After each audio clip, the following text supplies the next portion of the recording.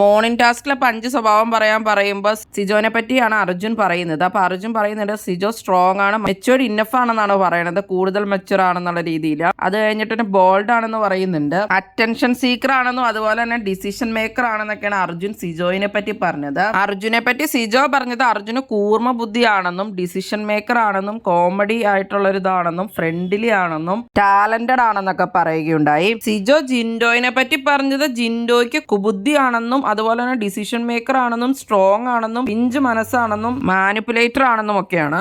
അർജുനെ പറ്റി പിന്നെ ജാസ്മിൻ പറയുകയുണ്ടായി തമാശക്കാരനാണ്, കള്ളനാണ്, അതുപോലെ തന്നെ ചൈൽഡിഷ് ആണ്, വിശ്വസിക്കാൻ കൊള്ളാവുന്നവനാണ്, ജെനുവിൻ ആണെന്നൊക്കെ പറയുകയുണ്ടായി. ജാസ്മിൻ പിന്നെ അഭിഷേകിനെ പറ്റി പറയുകയുണ്ടായി റൊമാൻറ്റിക് ആണെന്നും ലവബിൾ ആണെന്നും അഭിഷേക് നിഷ്കളങ്കനാണ്, അതുപോലെ തന്നെ സ്ട്രോങ് ആണ്, കഴിവുള്ളവനാണെന്നൊക്കെ. സിജോ പറഞ്ഞ പോലെ അർജുന് കൂർമ്മ ബുദ്ധിയും അതുപോലെ തന്നെ ജിൻഡോയ്ക്ക് കുബുദ്ധിയുമാണോ? നിങ്ങൾക്ക് എന്താണ് തോന്നുന്നത്?